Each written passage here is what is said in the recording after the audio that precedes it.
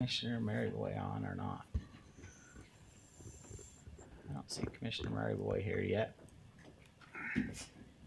But we do have enough for a quorum.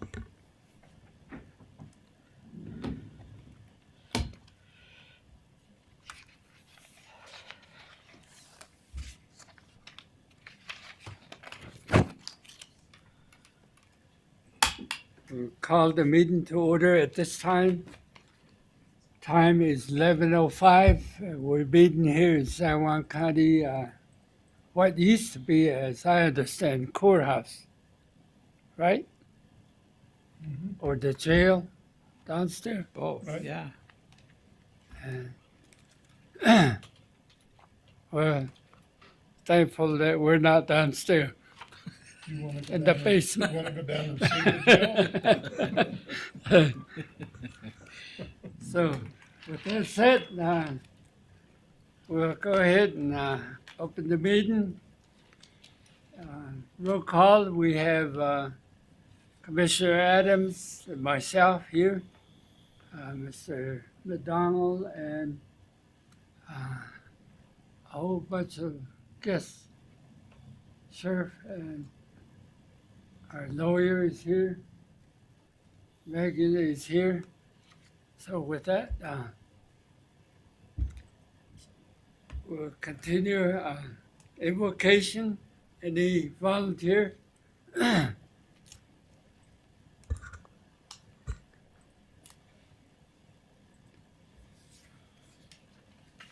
Thank you, Sheriff. All right. Yes, yes, sir.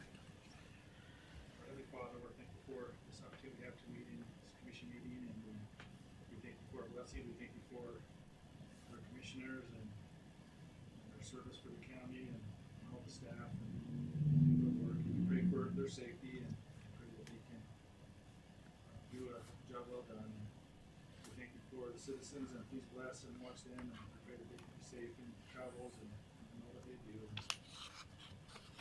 Again, we thank you for this country in which we live, and bless our servicemen, our leaders there. And we say these things in the name of thy Son, Jesus Christ, amen. Amen. Amen. Okay, thank you.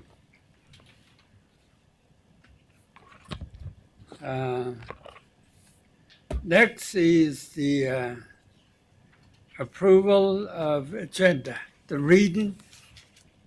Mr. McDonald. Okay. We'll take a minute. So under your consent agenda items today, you've got the approval of the August 17th, 2021 work session and commission meeting minutes. You have approval of the check registers for August 13th through September 2nd, 2021. Approval of a small purchase of $3,956 using grant funds for a UTV trailer for our EMS. Approval of a small purchase of $15,123.07 for a 2022 Ranger Crew 1000 for EMS for the use for backcountry emergency calls. That's also on that grant. Approval of the beer tax fund annual report. Approval of emergency medical services purchases of miscellaneous supplies from grant funds of $69,597.14. Approval of a small purchase of $1,707.75 for a new sheriff office uniform patches. Approval of 3 small purchases totaling $6,625 for COVID supplies for the county fair that we had purchased. Consideration and approval of contract with Red Rock Healthcare Incorporated, DBA Zion's Way Home Health and Hospice for nurse services for the aging waiver program. You have a small purchase approval to True Shot Gun Club of $1,317.13 for the sheriff's office for ammunition purchase. Approval of $11,264 for micro cracking process on West Summit Road. CR 373 is that road. You have consideration and approval of Doug Gorman to the Wilson Arts Special Service District Board, which will expire in December of 2024. Consideration and approval of the ongoing memorandum of understanding with Veterans Health Administration. Consideration and approval of COVID-19 San Juan County Vaccine Supplemental Support Funding Amendment 2 contract between the Utah Department of Health and San Juan County. And you've got consideration and approval of the 2019 through 2023 EPICC San Juan Health Department Amendment Number 7 contract with the Department of Health in San Juan County. Then item number 16, approval of $14,697.89 for landfill loader tires and $3,820 for refrigerant removal for refrigerators down at the landfill. Item number 17, under recognitions, presentations, and informational items, you got House Bill 65 discussion and update from the Utah Division of Forestry, Fire, and State Lands. Under business action items, consideration and approval of 2021 through 2022 rural grant proposal of $200,000 to be presented by Elaine, our new Economic Development Director. This will be her first time presenting to you in this official capacity, so we're excited for her. Under item 19, consideration and approval of the American Rescue Plan Act Digital Inclusion Grant by Nicole Perkins, our library director. Item 20, consideration and approval of reallocation funds for ES&S services and equipment. This will be presented by Lyman or Megan, one of them. Then on 21, consideration and approval of a contract with Frontier Precision Incorporated for GIS services for the Recorder's Office of $23,200 using CARES Act funds. This is an item that you had tabled last time, and we brought it back for final approval. Item 22, consideration and approval of a letter to the Secretary of Interior regarding former Indian boarding school injustices. We've got presentation on this, Commissioner Maryboy, if he's here at that time. Item 23, consideration and approval of letter of support for Grand County funding requests for FEMA's Building Resilient Infrastructure and Communities Grant Program, and I'll present that. 24, you have a resolution requesting the Navajo Nation allow San Juan County Sheriff's Office to assist and work as cross-commissioned officers with the Navajo Nation Division of Public Safety, Shiprock Police Department, and patrolling within the chapter tribal government boundaries located in San Juan County, Utah, through a new contract for these services. Item 25, consideration and approval of San Juan County Mobile Vaccine Clinic capacity contract between the Utah Department of Health and San Juan County to purchase a new fully contained mobile vaccine clinic vehicle. That'll be presented by Mike Moulton, our interim public health officer. Item 26, consideration and approval of an outreach education agreement between the University of Utah on behalf of its Utah Poison Control Center and San Juan County Public Health Department. That will be presented by Mike as well. Item 27, consideration and approval of opioid legal representation agreement with Phipps, Deacon, Purnell, PLLC, and Lance Andrew, PC. This one will be presented by Kendall Laws, our county attorney. Good morning, Kendall. And then item 28, resolution declaring a San Juan County emergency due to extreme low water levels in Lake Powell, resolution 2021. This one will be briefed on just Commissioner Adams. And then we've got commission reports and then adjournment after that. And so we just need to modify that last portion of the agenda there. That, Commissioners, is your agenda for today. Need a motion? Motion to accept the agenda as presented. Mr. Maryboy is not on there, huh? Not If yet. not, then I'll go ahead and second.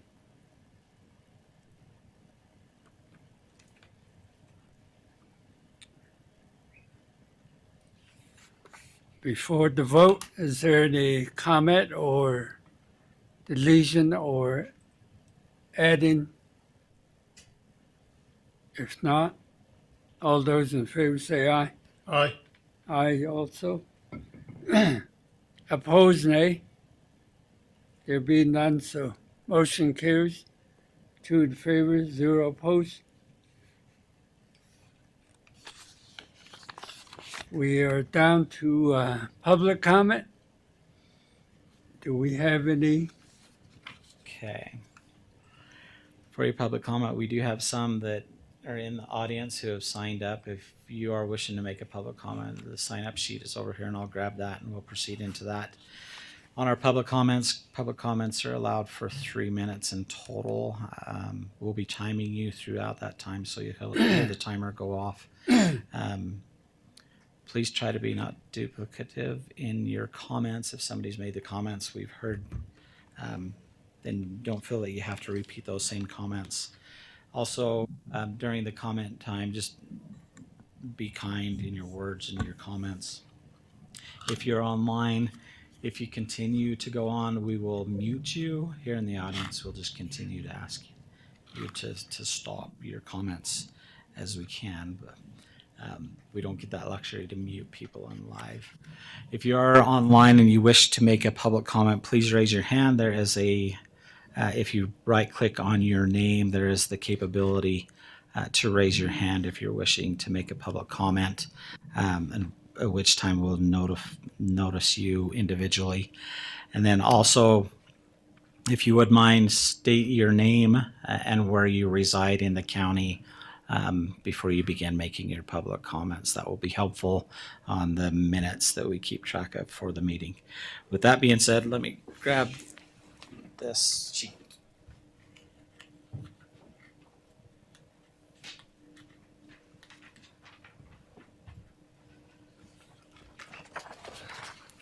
Okay, commissioners, we'll if we can, take the audience members first on their public comments. And the first one, we've got Mary Benally.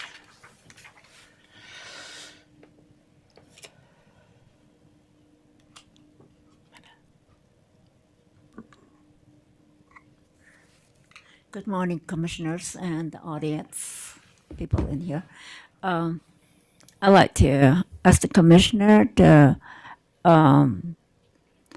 support us in asking Secretary Interior Deb Haaland to investigate into the boarding schools. Thank you. Thank you, Mary. Okay, the next one, Tara Benally.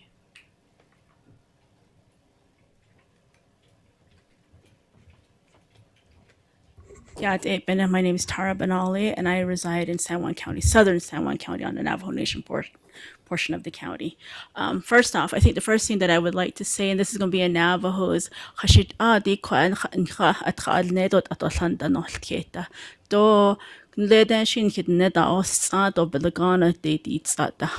go chobin da shil nashtiut an khat khatal nihigi attent andi leda da os wada da os gi dobel bada hazan da khait abelagana khaishta ya da khitan so da is shink at ede hod de shnil so shirat an halet ala da atlan da no khitala yeah. What I said was that how come we still haven't had an interpreter put in place here? We have a lot of family members that are joining in from home that don't speak fluent English or understand English, and so I was just wondering why that hasn't happened yet. The comment that I would like to make is due to support what Gray Eyes had the letter that he had written to Deb Haaland as well, and then also I would like to ask. The commissioners and Mac McDonald about the transfer station. I know a year ago or so, Commissioner Gray Eyes and Commissioner Mariboy had asked to have Mac McDonald collect information on the transfer station, the status of it. And I think my questions that I would like to have answered is why did we lose our transfer station? We went away to school, work, and everything. We come home and we don't have a transfer station. Is there a way for our family to get reimbursed, to have to travel all the way up to White Mesa to dump their trash? Who was the transfer station sold to? Why was the land sold? And as I understand, the county received millions in CARES and American Rescue Plan dollars from the federal government. Why wasn't any of this being used to expand waste disposal services to all residents of the county? Those are some of the questions that I would like to have answered, and then the status of where all of that research went, if that's still being taken place. We really want to know. Families really want to know. I want to know because I reside down there. I have to haul my trash from down, and I have family members that have to haul trash for my mom to White Mesa. They have to take time off to do that during the week to dump their trash off. Thank you. Thanks, sir. Okay. The next one, Steve Helgerson. He's running for mayor of Bluff. Welcome, Steve. Hi, my name is Steve Helgerson. I live in Bluff, Utah. My family has a trash service in Bluff. We are currently offering services on the reservation. I'm already picking up out there. So I'm just here. I've heard my business has gotten brought up at a couple meetings. So I wanted to put a name or a face to the name and just say that we're willing to work with the nation on different solutions for the trash service. Thank you. Thanks, Steve. Next one, Doug Allen.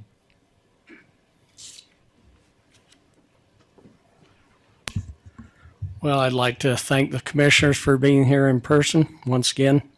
I think it's important that you're here.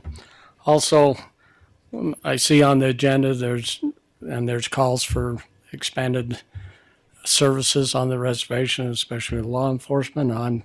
I'm wholeheartedly for that law enforcement thing. I do want to remind the commissioners that we need to look at revenue producing things in mineral extraction, oil extraction. We can't just keep on voting against that and raising the taxes for us that live in taxable areas of this county. Not fair to us at all. Just like it's not fair for the people in the reservation not to get services. So I'm very much for especially in the sheriff's department, being able to help out. I think you're inadequately served with the way you have right now on the reservation. Thank you. Loose. Thanks, Doug. So the next one on here, I've got Marilyn Hawley. Marilyn, are you there? Should be able to unmute yourself. Okay. Okay, can you hear me now? I can.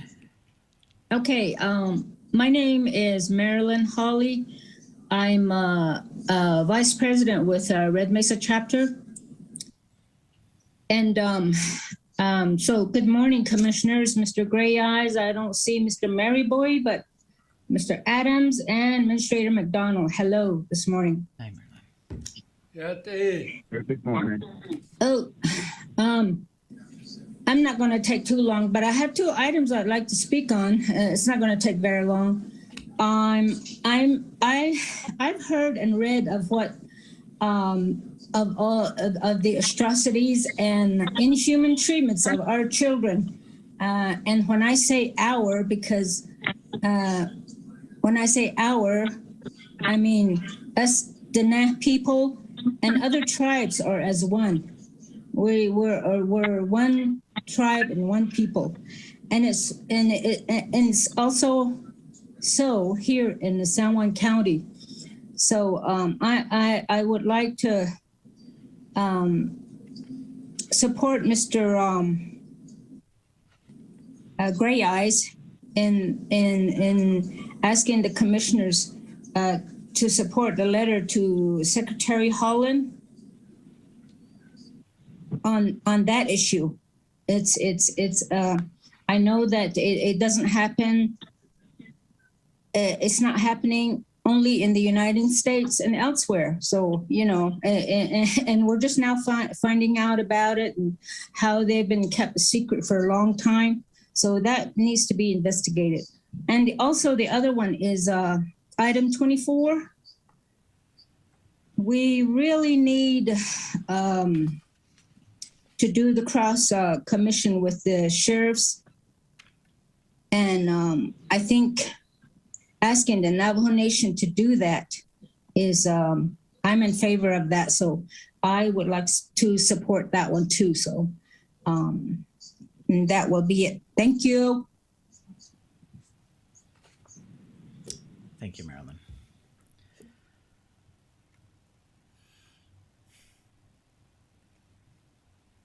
Okay, let's see. I'm looking for hands raised on here. have somebody waving at me, but didn't raise their hand. Monique, is she So- waving or? Yeah, they're waving. So, Monette, how are you? Go ahead. You should be able to unmute yourself. There you go. Hi, good morning. Thank you. I still can't figure out how to do the hand thing. But anyway, good morning, commissioners. Thank you for your service to San Juan County. I just want to also say that from the Caucasian community, I guess, that I support item number 22 and that these things should be. I'm glad that Secretary Holland is doing the boarding school investigation. And I think this is an issue that hasn't really ever been addressed in San Juan County. And I think it needs to be. And I commend the Commissioner Mary Goulet for putting it on the agenda. And thank you. I will support that sheriff's agreement. Thank you. Thank you, Monette. And then I think, let's see, Marlene, were you waving or did you? I don't see your hand raised. No, I did that because I couldn't hear you, but I got it. Okay. But as long as you've got me, I certainly support looking into those situations with the young children. So that's all I have to say. Thank you. Okay. I live on 20 acres in San Juan. Thanks, Marlene. Okay, I'm not seeing anybody else waving at me.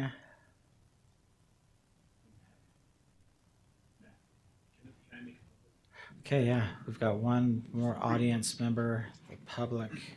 Go ahead and introduce your name, where you live within the. Kendall Laws. I live in Blanding. With your letter to the Department of Interior, I think it would be appropriate to also send the letter to the Department of Justice. Typically, the Department of Interior, they oversee BIA, which is who oversaw the schools.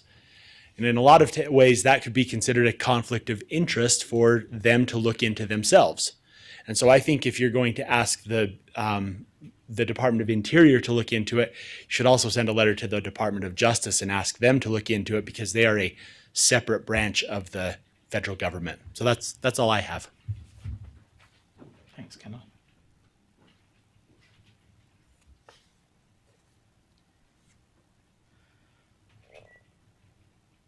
Okay, I'm not seeing anybody else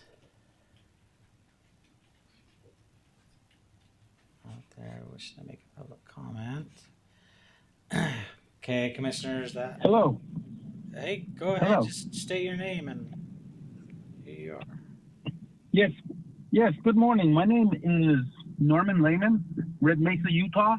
Yate. And I'm just calling in to support 3 items. First one being the item 24, which is the cross deputization of the San Juan County Sheriff.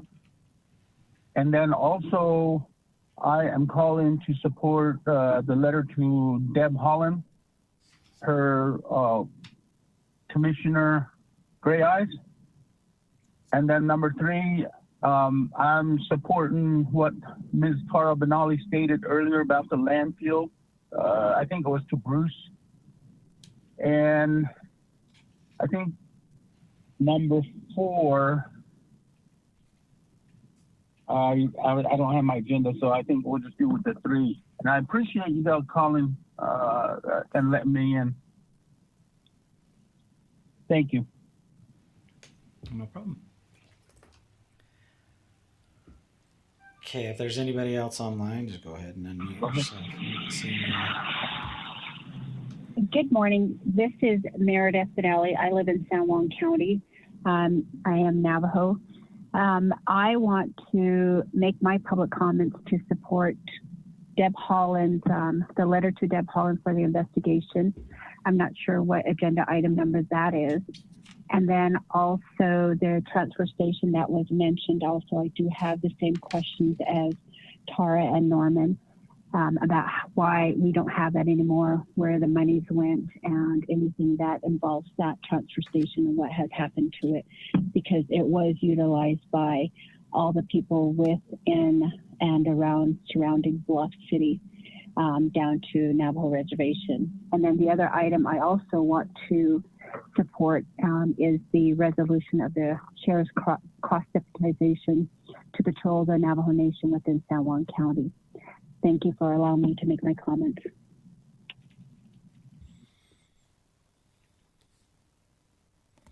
Okay, anyone else?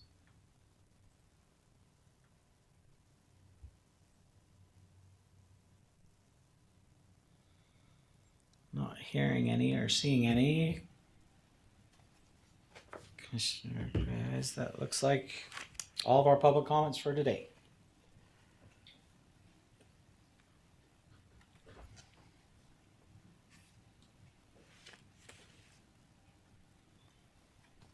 Okay, thank you. Going next to consent agenda, Mr. Adams. I make a motion, we approve the items on the consent agenda.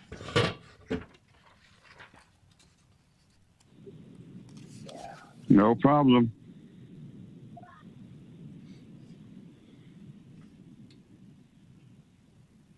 I think he seconded it. Is there a second or? Mr. Mayor, Mac. Yes, Commissioner. okay, I let him know that I said I'll second that. He'll second that. They can hear you out here. okay. Any question?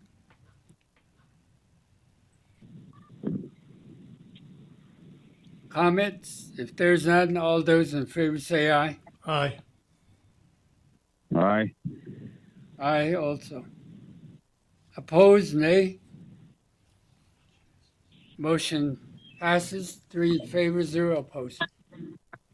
Next, Okay, under recognitions, presentation, and informational items, you have a House Bill 65 discussion and update from the Utah Division of Forestry, Fire, and State Lands. Looks like we have Jason and Rudy both on, who are our partners in this process. And Jason, are you presenting, or Rudy?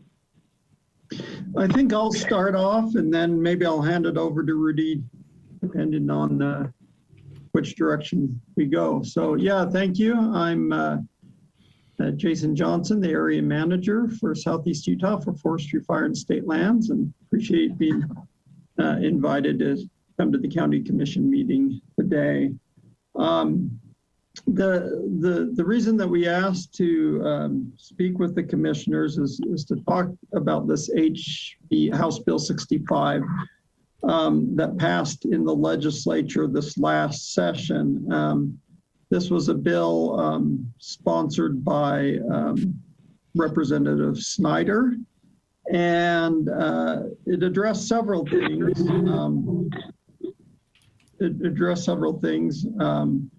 Including some modeling, but the main thing that concerns the county and is of interest is dealing with issues of firefighter pay. So we've had a lot of issues around the state hiring and retaining firefighters. It's been a recognized issue, and Representative Snyder wanted to address that through this bill. So essentially what it did is it mandated that that the state conduct a salary comparison to see how the wages of the county fire wardens and their assistants compare with equivalent positions in other states and with fire departments and with the federal government. And then provided for increase in pay following that. And the reason this concerns the county is that the county pays half of the compensation for the warden. So the warden is a shared position. They're a state employee, and then half of their compensation comes from the state and half from the county. So that is to go into effect this fiscal year, the state fiscal year that started in July. It hasn't happened yet, and we've been going around to the counties to talk about this and to talk about how it affects them. I have the numbers. So we have the numbers for each county of what the wardens have been making and what their pay will be under this new system. And I don't know if you want me to get into the exact numbers or just talk about the general impact. I'll maybe throw that out there as a question. No, we don't want you to get into the numbers. It sounds like the state legislature is doing what they normally do, and that is demanding things of the counties and of the citizens without ever discussing it with us. It's called heavy-handed top-down. Anyway, give those numbers to Mac, and he can deal with them. Okay, yeah, I'll be happy to, we'll be happy to present those to him and answer any questions, and then we can operate that way. And any questions that you have, would be happy to dig into the details of and answer any of those concerns. We'll just ask the questions of Representative Snyder when we get a chance to talk to him. All right. Thank you for your time. Hey, Thank you, Jason.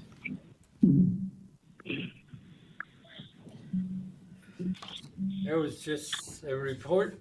That was just the report right there. So your next item on the agenda is under business action items. Yeah, did you want to make a motion to Mr. Mary Boy? report? Actually, I was going to ask a question on item 17 that is recommended under the report, but I'll just go ahead and let it go and go on and into business action.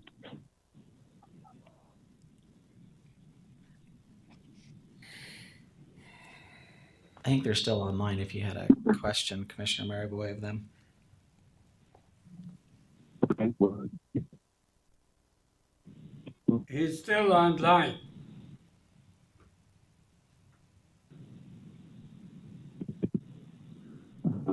we are on the discussion under 17.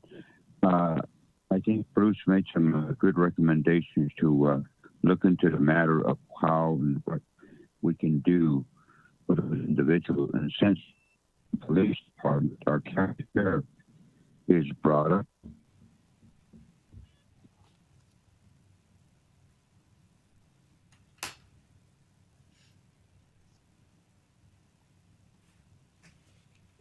You were cutting out, Commissioner Maryboy. We didn't quite hear your whole question. oh, well, what about now? Go ahead. What about now? Well, some time ago, we passed a resolution for a raise for the police department. Since we've got a resolution coming out today to further have them, actually an attempt for them to be out on a reservation. So when we did this several months back to give them a pay raise, maybe that also can be considered within the research that's about to happen for this under this report as well. Well, we went ahead and implemented the raises for the police department. This is a bill that was passed by the legislature, sponsored by Casey Snyder, to mandate the counties to give raises to the fire wardens in the area. State pays half of their wage. The county pays half of their wage. Without any discussion with the county, they just passed a bill that says the counties are going to give these raises.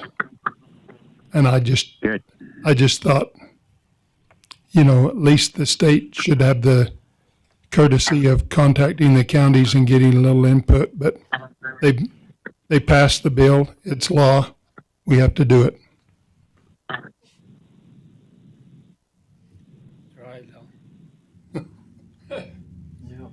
No more milk. All right. Okay. Ready for the question? Oh, Aye. no, that's the report. He eyed it. Yeah. Next would be, 18. $200,000 proposal. Yeah, so the business action items, item number 18 on the agenda is consideration and approval of the 2021-2022 rural grant proposal of $200,000. Elaine, take it away. Good to see you here. Well, it's a pleasure to be here. I'm very excited. This is week 3 for me, so I survived 2 weeks in San Juan County.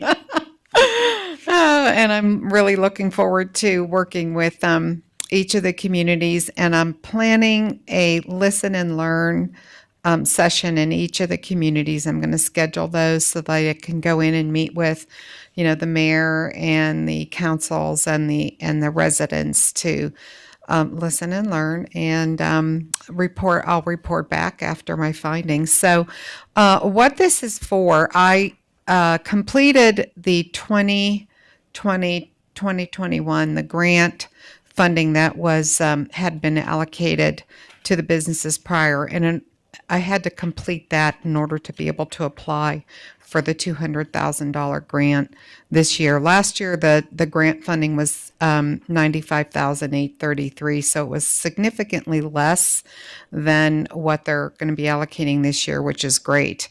And my understanding is that the businesses that did apply for last year's grant funding, really needed it and created jobs, and there was a whole report which I can provide later.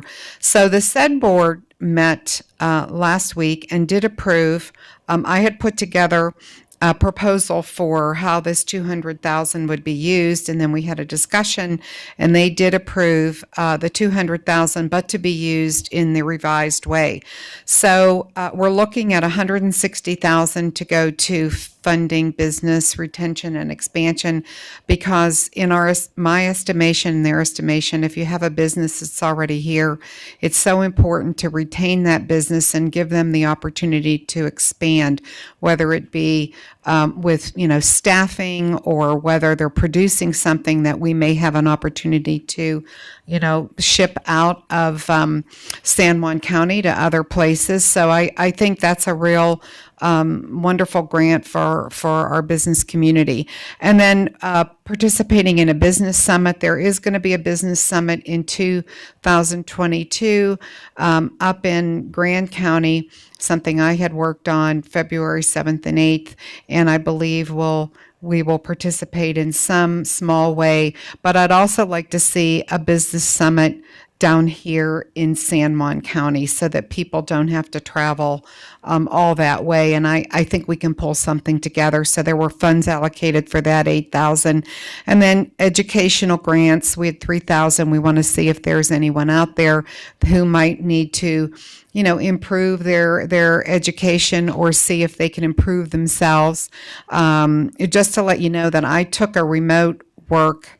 I got my remote work certificate, not that I'm going to do it, but I just wanted to see what the challenge would be for a full-time person if they're working in, say, hospitality, and they want to improve themselves and work, have a remote worker job part-time. And it was very difficult after working a full-time job all day long and then going home and participating in those classes. It's a wonderful session, but if we have people that want to participate in that or other educational opportunities through the university, we've we're going to set aside 3,000 for that.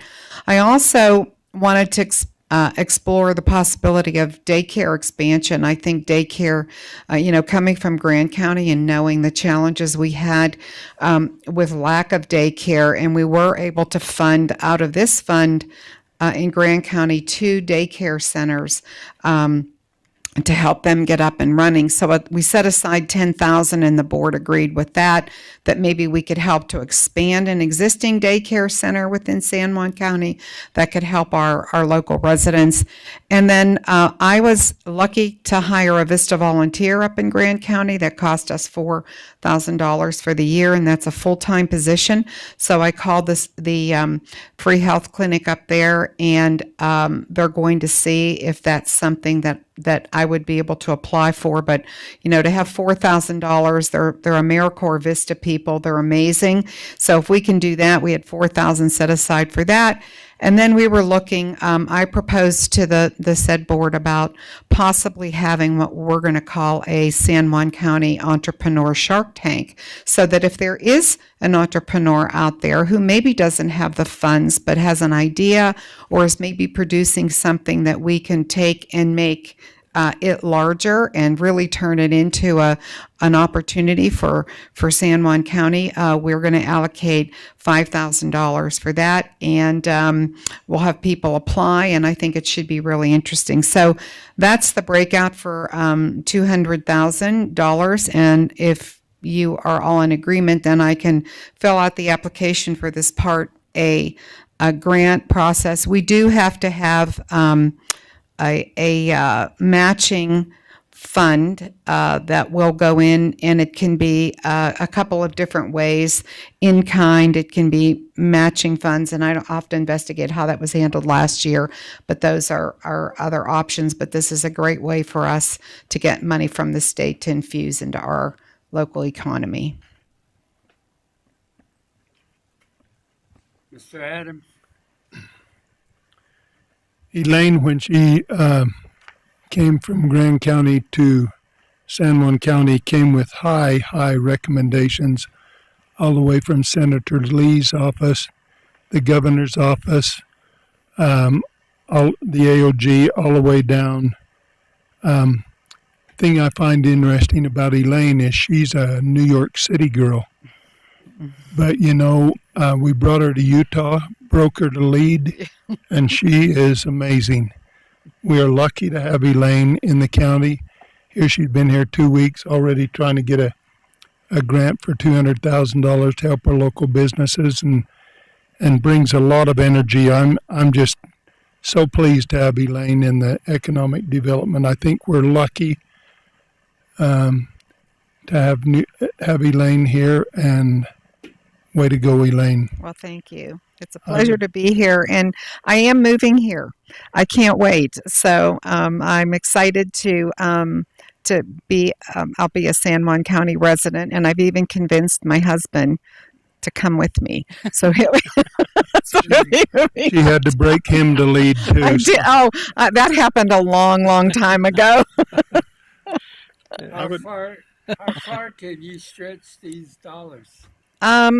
Pretty far. I mean, we had, Providing that Yeah. there is Navajo-Nation site, I think San Juan County. I think everybody is welcome to apply. Once we put out the application, I think anyone and everyone can apply. I think there's a lot of opportunities for current businesses to expand and retain. And I think, there could be an entrepreneur out there who is making something, creating something that they don't have the resources, but if they have $1,000 or $2 to say, hey, this looks like a great opportunity, and you know what, if we can infuse a couple $1,000s into that particular product, if they're making something that we can ship and we can export out of San Juan County, that's what we want to do, to sell more, to give that entrepreneur a chance to that they may not have that funding available. So if we can help someone to start them here in San Juan County and see them grow, and it doesn't matter who they are or where they live within San Juan County, I think everyone should be afforded that opportunity. Good. You got Mary right there. Yeah, yeah, Mary. Commissioner, I'd make a motion to accept this report from Elaine and give approval for her to go ahead with the rural grant proposal of $200,000. Okay. Motion by Mr. Adams. Is there a second? I appreciate that. I will second that. And just like the chairman has alluded to, could you look at the both off and on the reservation options for our community in San Juan County? Mm-hmm. Absolutely. Second. Any further question? There not any? Call for the vote. All those in favor say aye. Aye. Opposed, nay. 3 in favor, 0 opposed. Motion carries. Thank you. Thank you for your time. Appreciate being here. Thanks, Elaine. Good job. Okay, the next item on your business action items, agenda number 19, consideration and approval of the American Rescue Plan Act Digital Inclusion Grant. This one will be by Nicole Perkins. This is a grant that is similar to one that we were awarded last year for hotspot units, but we're just expanding on that. We received 20 units last year with services provided, and every unit that we've had is either checked out or on hold waiting for the next person to check out. The patrons have really loved this item. So this grant would cover 35 more items. We'd like to purchase 25 through Cellular One and 10 through Verizon due to the fact that Cellular One works better in certain parts of the county and Verizon works better in other parts. But the demand is higher down in our southern branches of library branch. This would also cover the service for 12 months. Hard cases to protect the devices, a children's touchscreen computer, a computer for the LaSalle Library. Currently, they are the only library branch that does not have the children's learning computer and would like to get one there. We're hoping to attract more patrons and families to come and use that with that, plus help educating the children. It would also cover a child's desk, a good quality child's desk and chair to house that computer. This grant would also cover storage shelving at each library branch that needs it to house the devices while they're waiting for checkout. Like I said, it's very similar to the grant that we were awarded last year, just expanding on it. Are there any questions? Mr. Adams. Make a motion to approve. Second. Okay. Any question? I'll just make a comment. Nicole does a great job. She looks for these grants and has been real successful, and want to compliment her on this. Thank you. There are lots of opportunities that we have now, I think, that we didn't get to before. So thank you.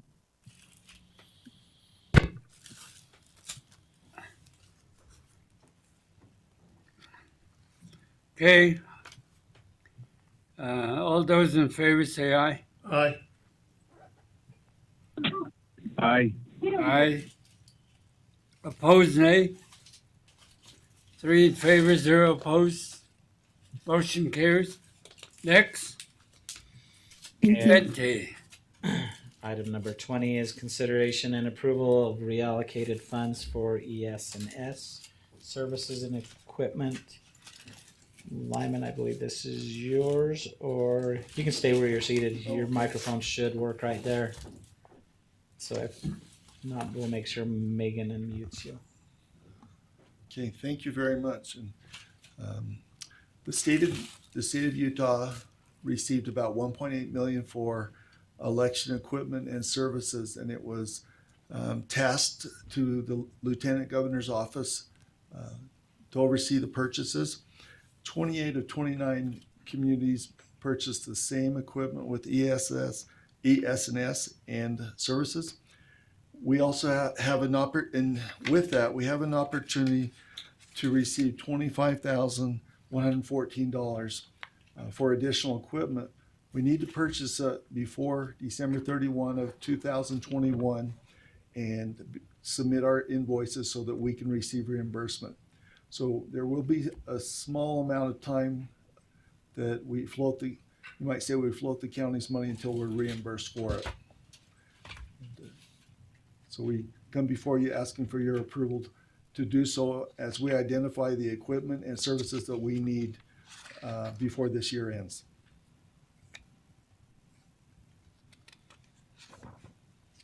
Motion to approve.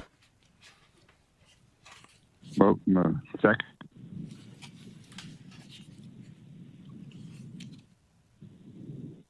Any question?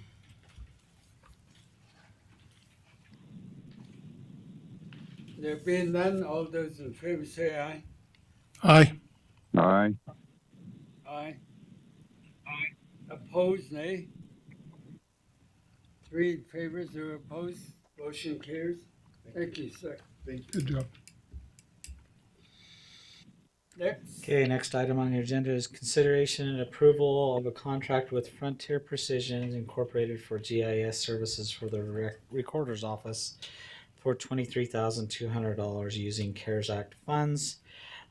So on the August 17th commission meeting, you had tabled this item asking that we reach out to local engineering firm to see if they could provide the GIS parcel map services.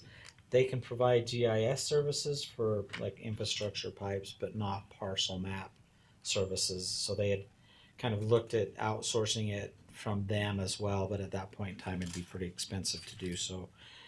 So they emailed me back and said this is a service that they don't provide. Parcel ship conversion is a little bit different than just mapping infrastructure.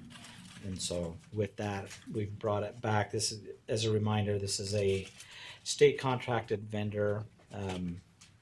They reside in Idaho, but the state contracted vendors, there are a myriad of them that kind of exist all throughout the nation that we contract. This is something that they do online. Any questions? Motion. I'll second. By Mr. Maryboy, second by Mr. Adams. It was my request for Mac to reach out to the local engineering firms. I want to thank him for doing that, even though they weren't able to provide the service. At least we let him know what was going on. So thanks, Mac.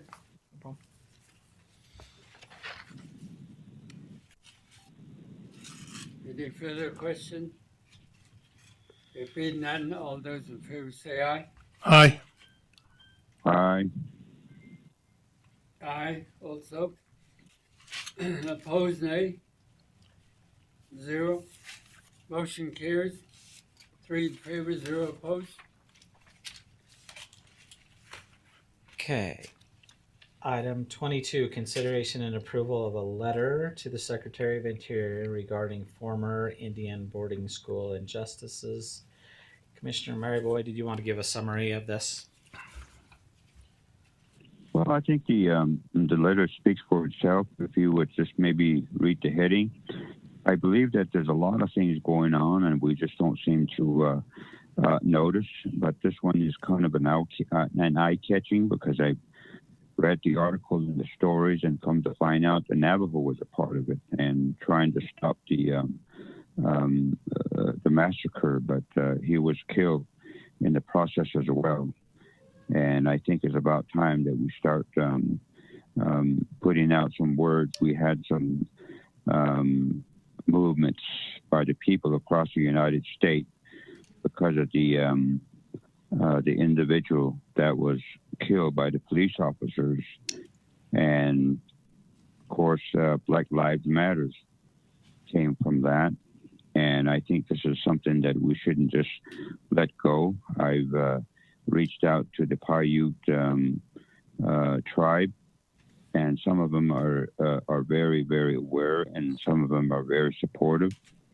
And some of the commission is writing the supporting letter as well to Secretary. And I believe that Mr. Laws has weighed in on this. And if that's the case, I think those office and branches and agencies should be notified with this letter as well. So thank you very much.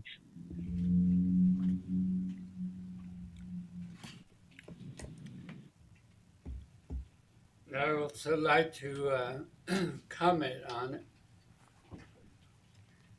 I have learned and heard and that some of the students that went to boarding school, Navajos, the parents of those children that had passed were just given a notice. He died or she died. That was the extent of it. No other information was provided by the federal government. Of course, the underlying purpose of the boarding school was to align everybody, whether they're native or otherwise, to fit into the mainstream Caucasian style. And that was another weapon that they used to decrease the population of Native American all over. That's the bottom line. And it's very disturbing to see the federal government take those actions and not even feel any way about it. When I was in boarding school, I was marched like the military. I was kicking the butt for doing something other than maybe out of step, maybe not left, right, or right, left. That's when I learned how to march. But we were in line, marching. That's how they treated us. And at that time, it was, I guess you couldn't say anything because you're just a little tiny student versus an adult. A lot of times,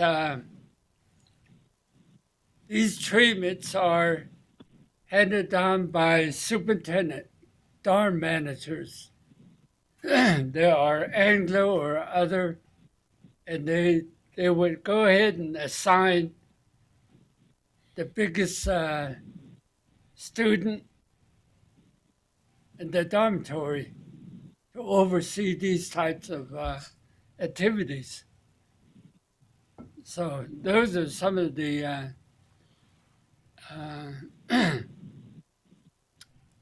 things that happened to me myself. So in that sense, it's not being taught in school how the Native American were here. In fact, they call us you discovered. Knowing well, in the deeper sense, our roots are longer in this country than anybody else. on this earth and within the United States. Tell me somebody that was here before 1492. Millions of years we have existed here. So, and they call my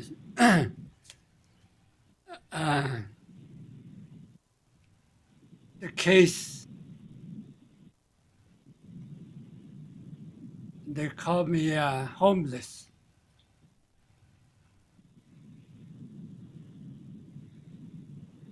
And that's the same treatment when you know you were here long before the Anglos or any other race that was here. Why would you say that? I mean, that's the kind of mentality that has been here and is still here and will go on. When do we change? Thank you.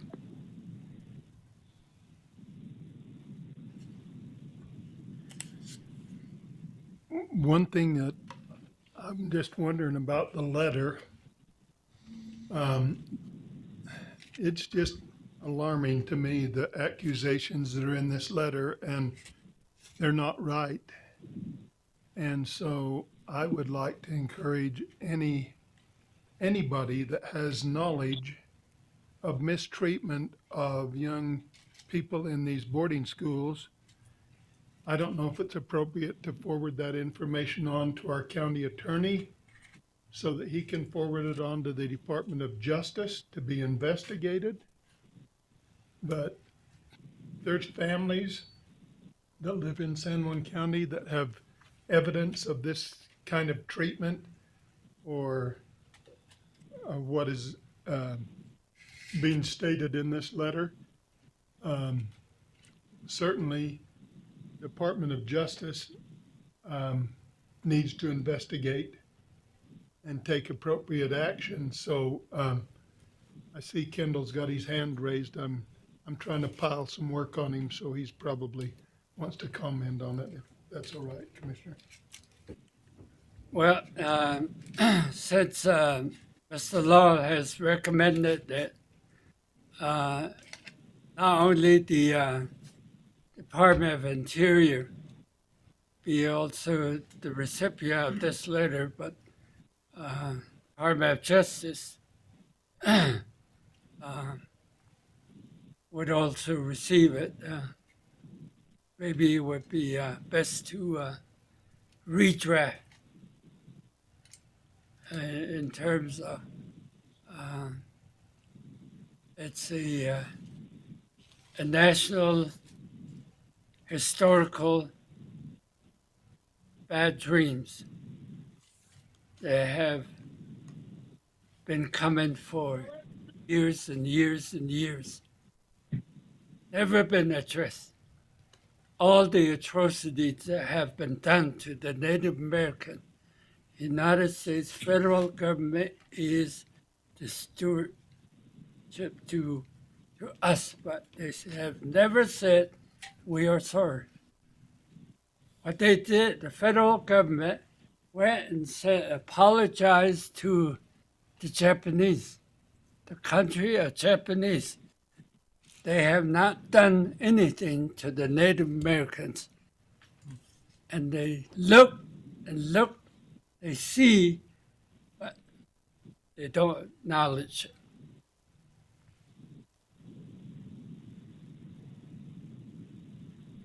So with that, is it okay if he? Mr. Laws? So I would agree with both of you. But I think drafting it a little bit, that's it too. Maybe it's two slightly different letters, maybe it's not. But I think you could take the letter, I read it, prove it as the core of my job. I think think that if it was addressed to Secretary of Interior, that is who oversees BIA, for example, but also to the Department of Justice. Department of Justice is who human rights allegations and investigates that. That's who the FBI, who is the primary law enforcement entity, at least from the federal government perspective, on the Navajo Nation. I think addressing the letter and sending it to both departments in the federal government would achieve the concern that Commissioner Adams has. I think it's a simple change, and we could approve just asking Matt to write a separate letter with a different header that says that it's to the Department of Justice, or put both headers on the same letter so that the Department of Justice knows that Department of Interior was on the letter, and vice versa. So I think the letter itself would achieve would alleviate the concerns Adams has, while still getting it into the hands of the people who have the ability. Thanks, Kendall. To do that. Good. Yeah. That Sarah. Mr. Berry Boy. Yes, sir. I do concur, and this needs to move on, and I think we have enough Native American that we reside with, and it's about time that we say that enough is enough. This is it.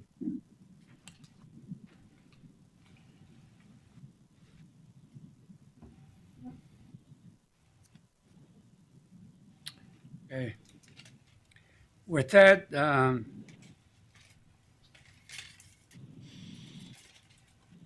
is there a motion? Motion. Motion would be to accept or approve with some modification. The modification would include Department of Justice received the same letter with if need to, just insert appropriate language for the either on one letterhead or maybe need to do a separate. I like the idea of putting them both on there. Then they both know. With that, I would second the motion and still admonish people in the county that have any evidence of this abuse or any information about what happened to Native American children to please forward that information on to Mr. Laws so he could share it with the Justice Department. Anyway, I second the motion. Thank you. Just for the record, if that's forwarded to myself or to Sheriff Torgerson, we have a great relationship with our local FBI office. More than happy to pass along the direct information that is.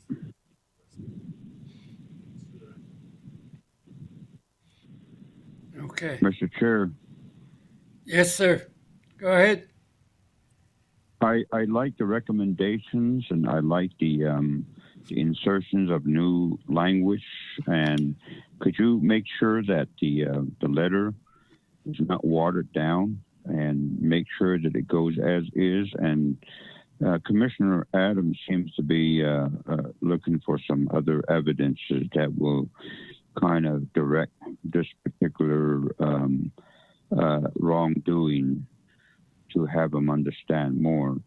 Mr. McDonald, some time ago, I sent you an article and a letter of a youth years back in Blinding on the Posey, the Lake Warrior Posey, and what has happened to the youths right there at the intersection of Blinding.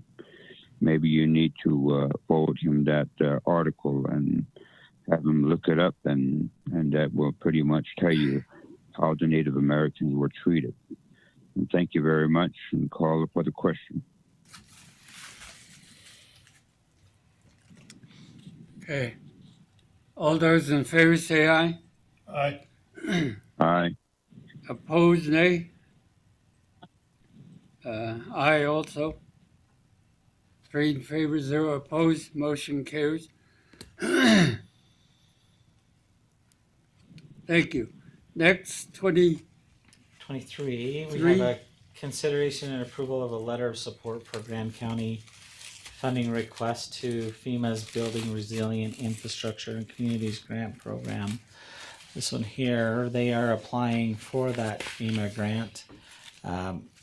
They've had significant damage due to the Pack Creek floods that have come through there on their bridges.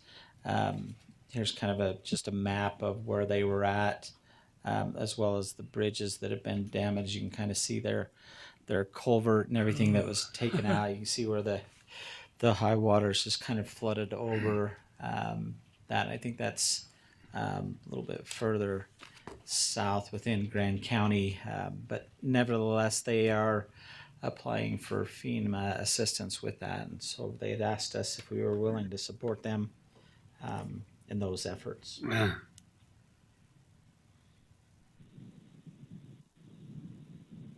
must be 50 years or 100 years flood. These ones, I believe, that had come down to there were only 10-year floods. The last I'd heard, I'll have to get the updated data on there. We're going on probably our 6th flood down through this area, and the whole state's been hit just as hard. And these floods just keep on coming through this area. But. Okay. Is there a motion? Motion. Okay. Second? Is there a second? I'll make a second with a question. Go ahead and pose your question. I just wondered, should San Juan County be applying for FEMA grant for any damage that we suffered from the flood in San Juan County? Great question. We have 3 different processes that we're going through.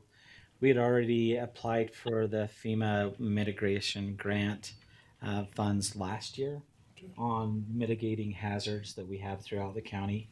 So we already have a bucket of money there that we'll be utilizing, as well as the NRCS funds that we've applied for to help with this, as well as we've reached out to the state of Utah for some of their FEMA grant funds as well. We didn't make the threshold of damage in our county for that potential funding, but we do have those 2 others that we're using a little bit higher up. I think with the FEMA grant funds and the mitigation, we'll use those funds for more of a debris basin, kind of an area to slow down the water, try to reduce the amount of energy. And then the NRCS, we still have the projects that have been proposed for Pack Creek area, a little bit higher up, that it continues to be at a request at the federal level, but doesn't come with funding until the nation gets a natural disaster that Congress allocates funds towards. And so we're on that list as well to receive funds. And so, yeah, we've definitely explored a lot of opportunities for us, but down river, as you get into Grand County side, they're not affected with the burn here, but it is a flood area. This kind of goes back to the overall request that we have that we're working on with the CIB and SITLA, that agreement to go forward with flood mitigation in this area. And so we'll also be working on that piece as well.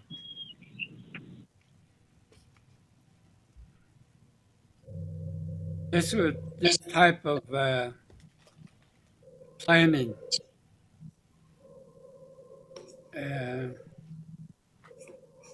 I don't know, like building a what do you call it? Some type of stream flow reduction. Yeah, water retention basin. Yeah. And that's from the highest point on a mountain or ridge. That is a preventative measure Yes. rather than having a whole slew of stream come together and taking out these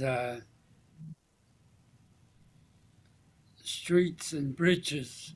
Downriver. Yeah. Yes. And that's where that study is supposed to focus on and recommend areas that we can implement those, whether it's retention basins or just areas to slow the water down, slow that energy. I did thought of that because we have canyons, deep canyons, and those high ridge that we have, 7,400 feet above sea level. And though when it rains, it just comes into one area, and man, you could see a whole debris coming down the wash. Yeah. Without any sound, except later on, big boulders will be rolling down, and you can hear those. But it could sneak up on you. Yes, absolutely. So I tried to think of ways that we can do a lot of these local projects, but nevertheless, seems like the local land users are not that much interested on the Navajo Nation. Either it used to be sometimes people would be hired for what they used to call it work incentive programs. Yeah. Some time ago, but they wiped that all out and no more. Not even working, and changed the thinking pattern. They rather look at a computer and cell phone than trying to do some of the building natural barriers to decrease these stream flows. Anyway, I'd like to see that. Yes. Us too. I think we need to bring back John Collier, CCC. Oh yeah, those work efforts. Yes, exactly. Put people to work and giving them opportunity, and so that's what that study kind of will highlight in this area is areas that we can put those mitigation efforts in place so that we can slow that water down through here. And a lot of it too is when you get these flash floods, the water rushes by and through this area so fast into the Colorado River. We need to develop areas where we can retain the water longer in this area so that we get more of the aquifer recharge in the Spanish Valley area. And so we're looking a little bit higher up, similar to like what you have with Kens Lake, just opportunities up there that we can help mitigate this, and especially as you see the development along Pack Creek, you start to get more and more concerned as the houses encroach upon this this creek. We do get floods that come through there, and we need to make sure that we're taking care of it, that we're planning our development appropriately with this creek. Yeah. Are you holding? Or just waving? Yeah. Okay. Ready for? She's wanting to make a comment. I don't know. We haven't allowed them out of public comment period. And so Ready for the question? All those in favor supporting the Grant County Aye. funding requests? How do you vote? Mr. Maryboy? Aye. Okay, I also.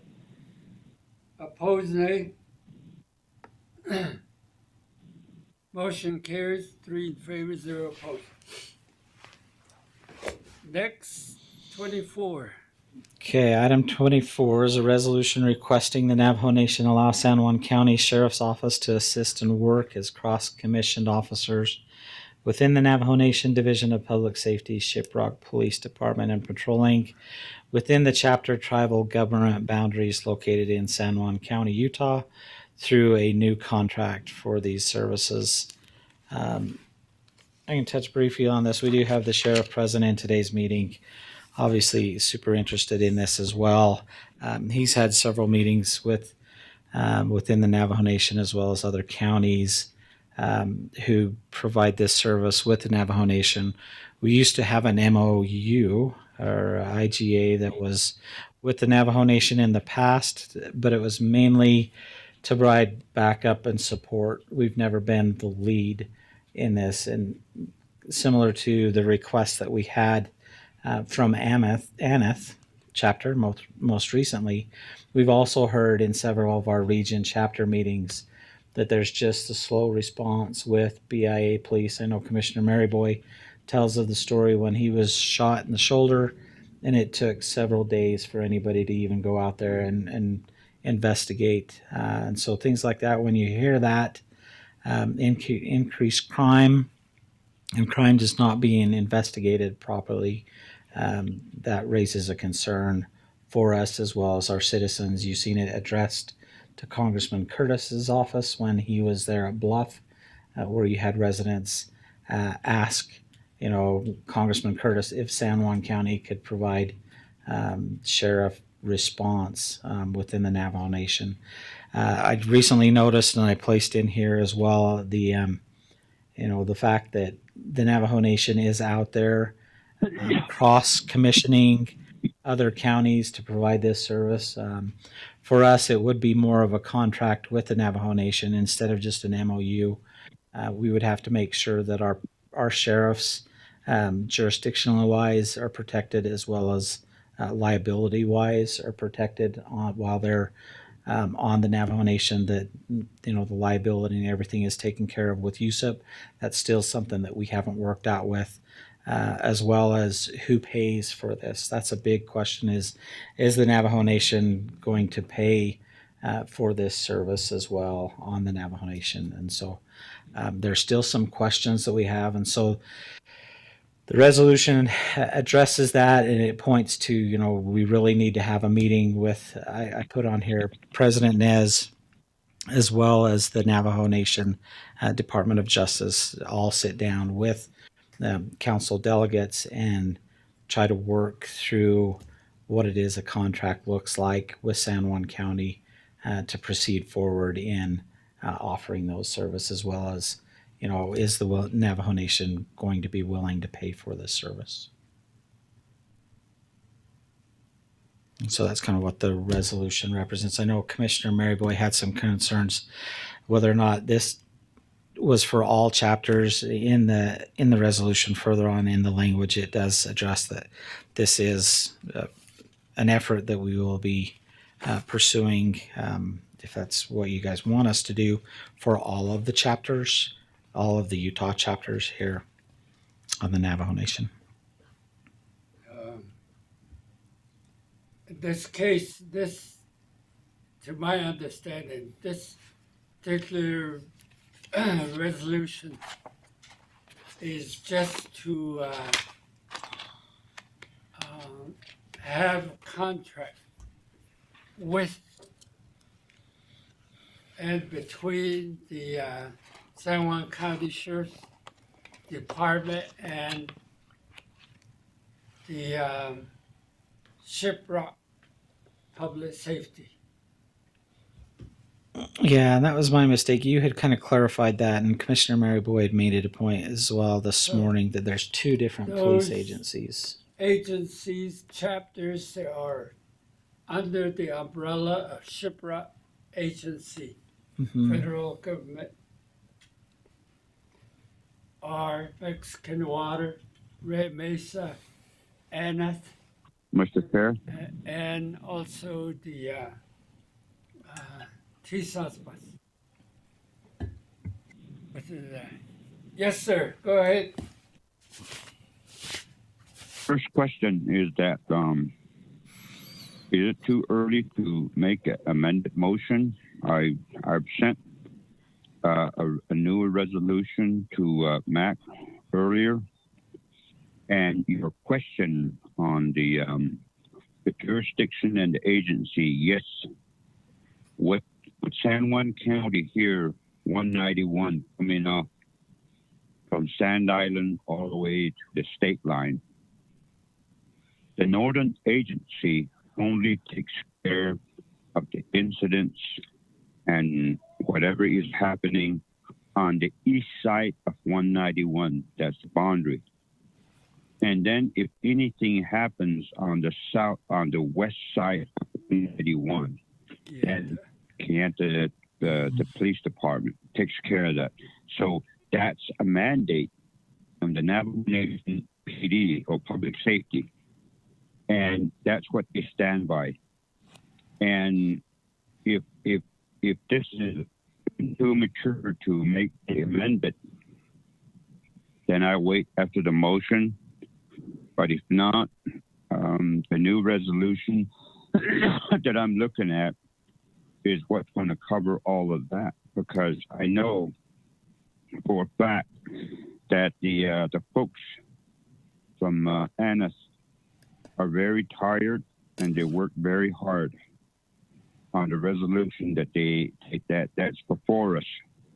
But the only problem that I see is from the Department of Justice and Navajo Nation, they will automatically see that and ask question, why is the rest of it not being considered, only Annis? And I do concur with some of the incidents that happen in Annis. They're getting tired. They're being vandalized, and people are just, especially with this pandemic, the young ones seem to be going out of hand.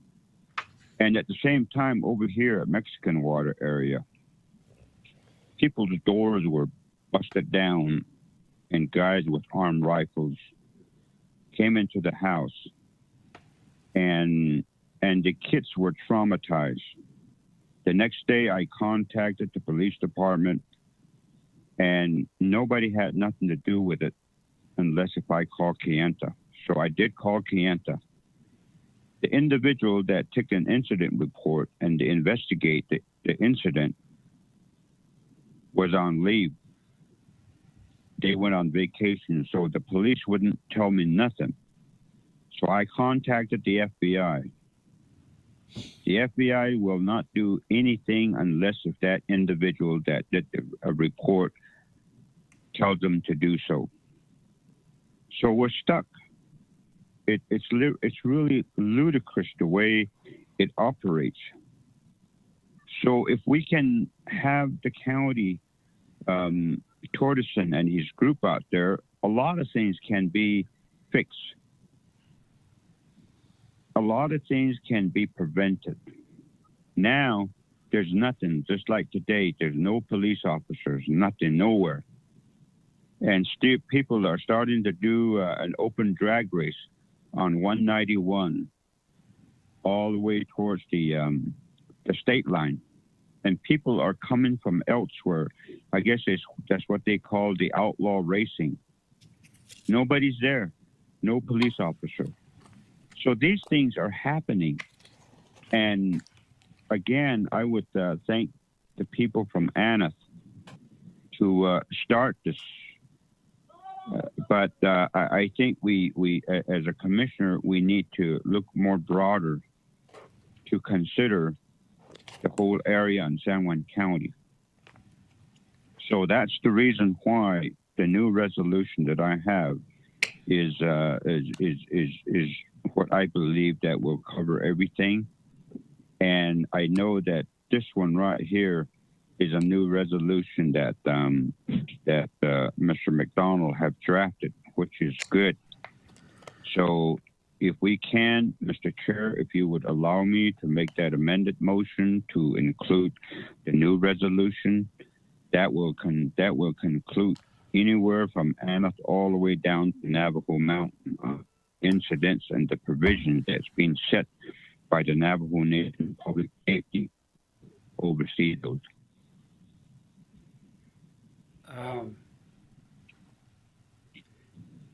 Okay, I'll go ahead and allow you to amend the motion. Your motion, is it? You haven't made a motion yet. Nobody made a motion? There's no motion.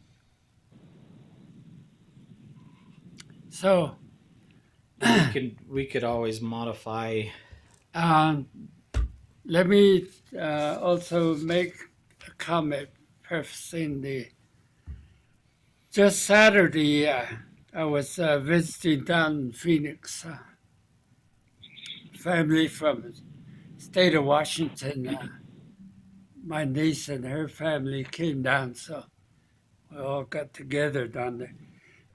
Anyway, Saturday, I got a call. Thank you for listening in, Darlene Pino. I got a call from one individual stating that there was an individual apparently walking from Shanto all the way down to Paiute Mesa, the northernmost, and crossing over to the west Paiute Canyon. And on his way, he broke into several homes during the day and during the night. In fact, some of these that he attempted to break in was people were occupying those homes. Nevertheless, he turned and ran off. Apparently, he was as I understood, was an Anglo traveling. And I don't know, at this time, it's just a hearsay. I have not received any written report from any of those individuals that their houses were broken in or what was taken. So I tried to reason with that individual, finally just got mad at me and said, we don't have an agreement between, we're going to be discussing this issue today. Apparently, the old cross-deputization agreement has expired. So, in that sense, I sent out an email that evening to the chapter officials of Nonsan chapter, see if there's anybody reporting those possible incidents. But nevertheless, I never received any feedback, so I'm still waiting on it. If that's the case, my recommendation was to just do a community mobilization. Get together, find that person, tie him up, like the old days. If he's guilty, there's some tree high enough, or the windmill. No, just kidding. Anyway, just, you know, the law, if it's an Anglo on the Navajo Nation, let's say, Native American Reserve, it has a different laws that applies. Whether it's a non-Navajo but Native American from another tribe on the Navajo Nation that does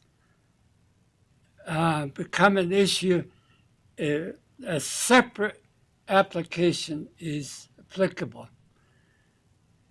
When a Navajo and an incident on a Navajo, that's totally up to Navajo Nation Police Department's jurisdiction. So there's 3 sets of laws that governs these jurisdictions. So I don't know. So I was gonna call San Juan County Sheriff. Nevertheless, I read into this, we don't have any agreement. So that's the end. In emergency, I don't know if that's any a different avenue, life and death issue. We don't know if that individual is carrying a weapon or just a bolt cutter. I don't know. So with that supplement, I'd like to go ahead and turn the floor over to Mr. Adams. I got a call about the same incident. My recommendation to the individual was that they contact the San Juan County Sheriff's Department and see if there is anything that the Sheriff's Department could do. But if they couldn't do anything, at least it would be a reported incident to the San Juan County Sheriff.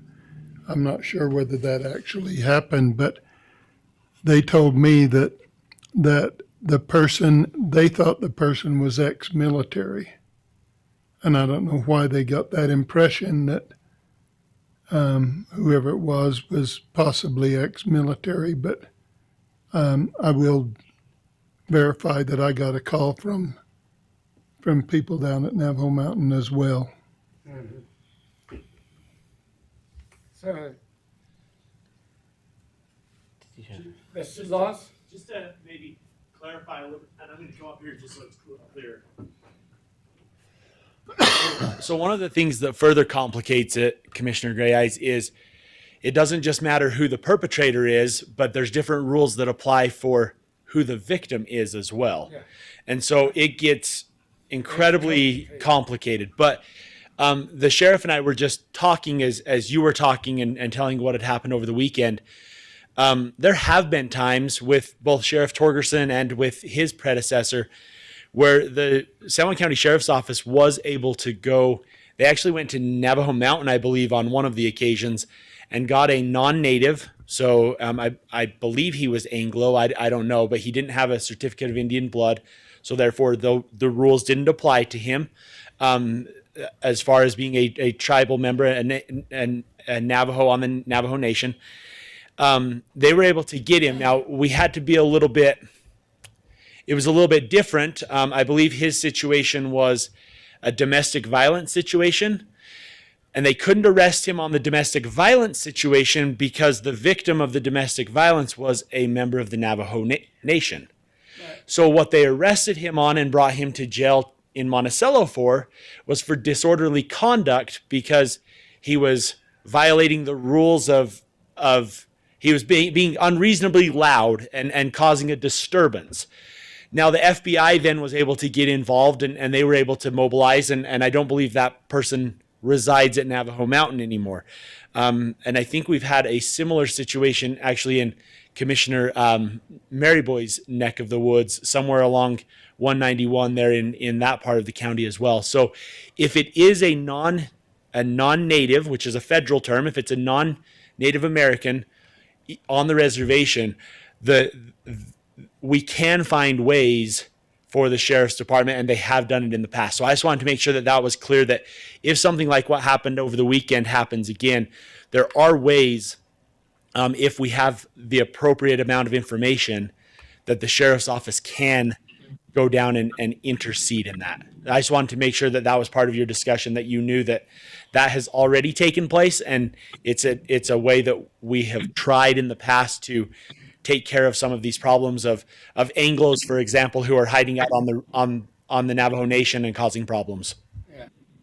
Montana case. Mr. Chair, Montana case, yeah. Mr. Chair, Go ahead, Mr. Maryboy. Mr. Chair, I believe that this issue has been going on for quite some time, and a lot of us brought that same concern over and over. And I don't know why we're not looking at the San Juan County, New Mexico's contract with Navajo Nation. We're not looking at the Apache County, Navajo County, Coconino County. How are they doing it? Because the New Mexico state and the sheriff department are usually patrolling shiprock in other areas. And some of the concerns that you and laws are talking about, if I go ahead and make that motion to substitute this, the resolution that I have there will umbrella to cover all the areas that we're concerned about, because we've looked at it from all avenues of why and how and what we could do, and what the limitations of our sheriffs can do. So that pretty much kind of summarizes that. If we could go to that resolution at some point in time, and what we need to do is we need to pass this and we need to get going. We need police officers out here. As a matter of fact, I can tell you that the truckers, the overloaded truckers right now, are starting to use the 191 through San Juan County, because there's not a whole lot of patrol. You have semis that's overloaded. They come through here. We have drug traffickers that left their vehicles behind. They're starting to use this because they know there is no protection in San Juan County. And the other sad thing is that every Navajo police department, without this agreement, the Navajo police cannot give a citation to a non-Native American. I know for a fact because the police officers had to let these individuals go because there's no agreement between the county and the state.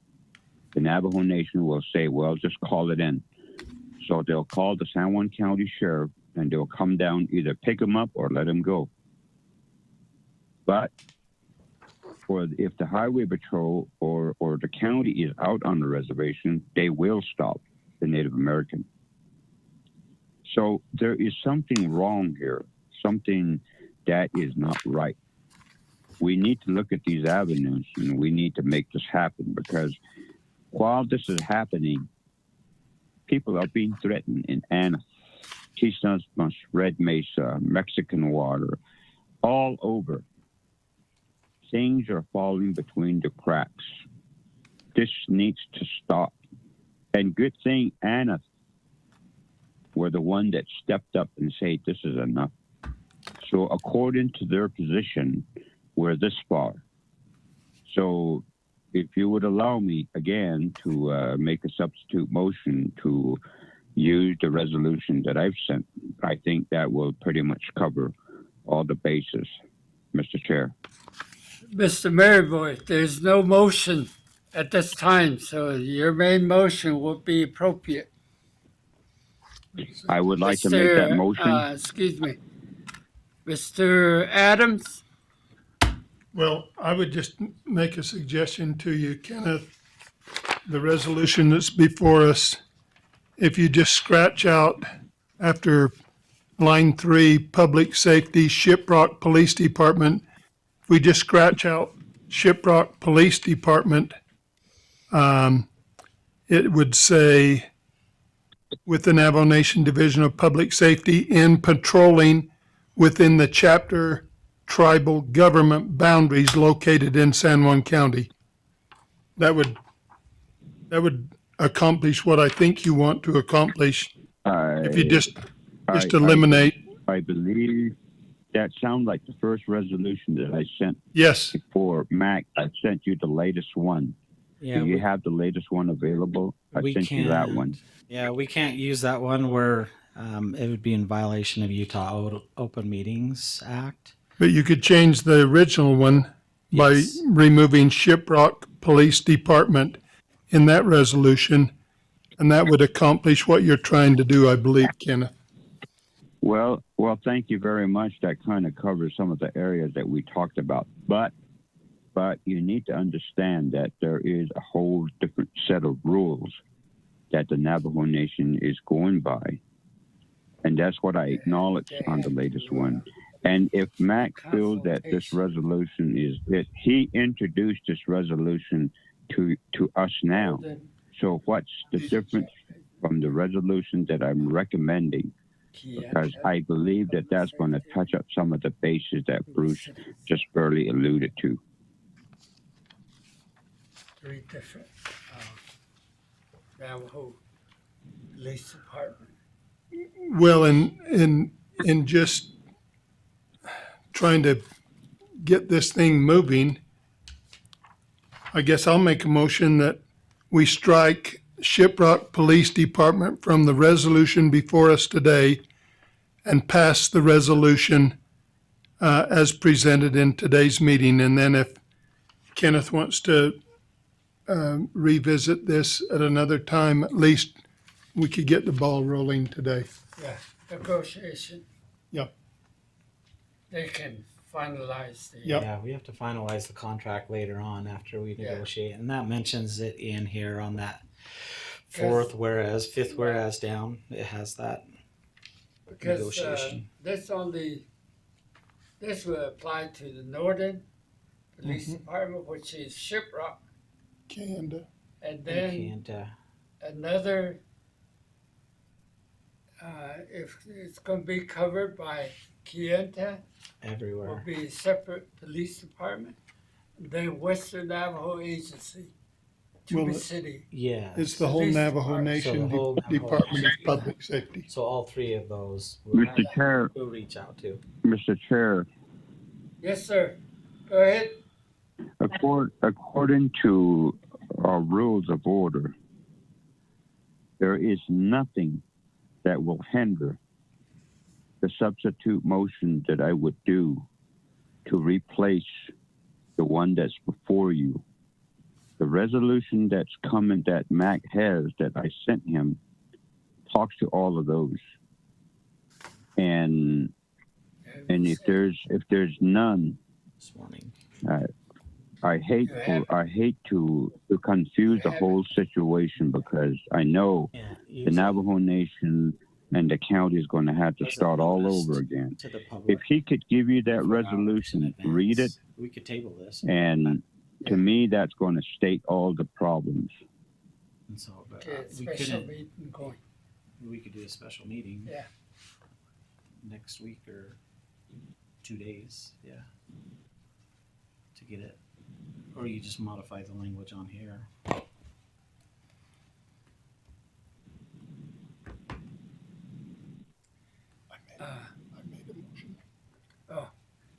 Mr. Adams made a motion to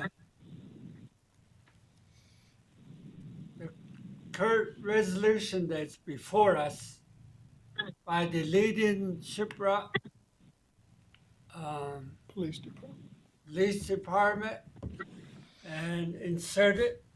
No, just delete it. And delete that, and then it says that the Public Safety Department patrols all the chapters located in San Juan County.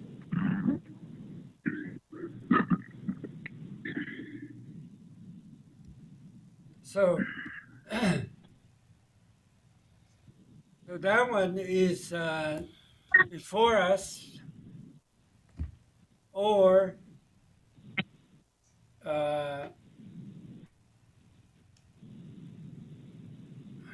We could table it. or table the current resolution before us.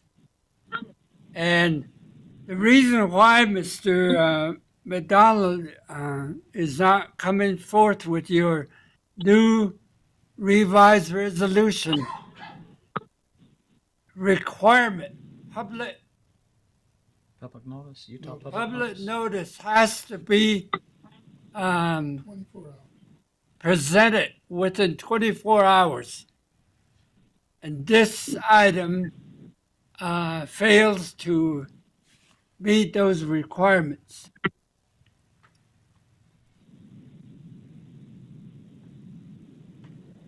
Well, that's pretty sad, but whatever you call, Mr. Chair, that's your prerogative. And I know in the rules that anybody can do substitute, and I don't know if this one that's before us have gone through that channel already.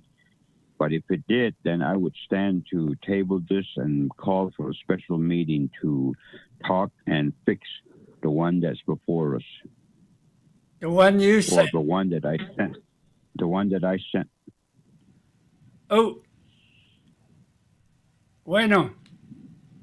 Diga. Sí. It'll work. Sí.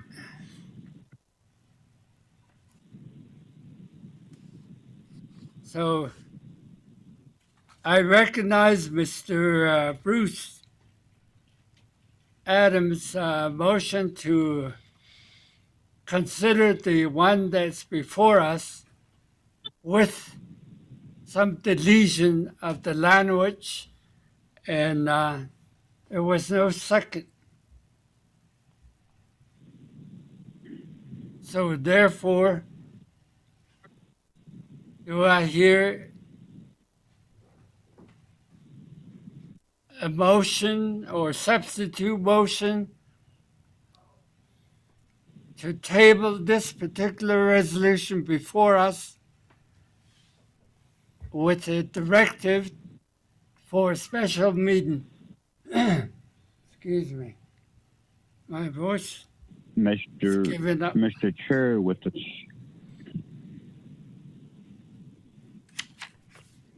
Mr. Chair, with the role and position as a chair, either you recognize it or you rule it out of order, or going to the debate, you can call for special meeting on the new substitute resolution that Mac is having a hard time pulling forward.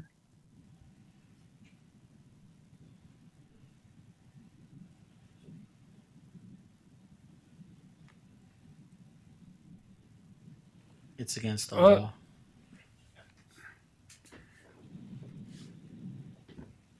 I think you declared my motion died for lack of second. And then you asked Yes. if there was a motion to table. Okay. That's where I think hereby that's where we're at. declare that Mr. Adams' motion to consider the resolution before us without a second, so it failed. Now, therefore, do I hear a motion to table or to, I guess, request for a special meeting?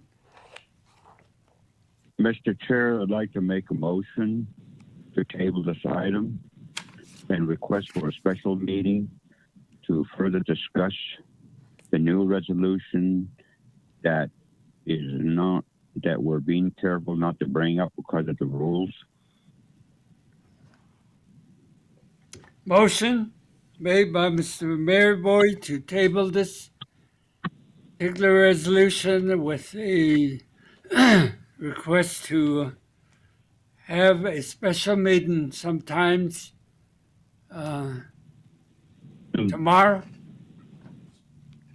Tomorrow is It has to be 24 hours. 24 hours requirement. So it'd have to be Wednesday. Sunday, Wednesday. Thursday.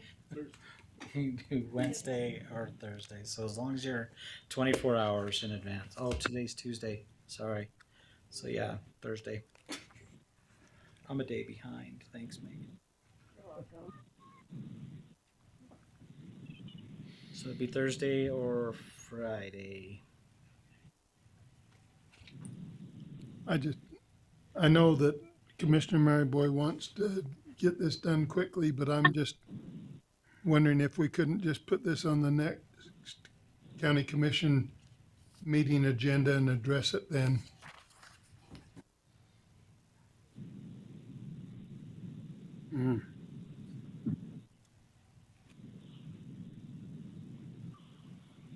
Mr. Chair? I have a Friday would be good. Tomorrow, Friday. I have already scheduled on the night. We've got 10 o'clock on Friday. I have a conflict on Friday. So Friday's out. So, Mr. Adam has a conflict with Friday. I have an open date. Friday. You and Kenneth wanted to meet, that's fine with me.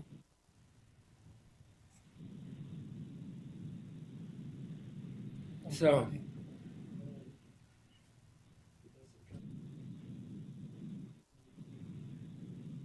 I won't be here. I'm open anytime. Friday at 10, as long as we have two. We can do it virtually. Yeah, you can do it virtually. At Yeah. 10, as long as you have a quorum. You got Friday, Kuya. Are you Friday. Friday? Yeah, 10 o'clock. And okay. Okay. We'll tee it up. Put that other resolution on there.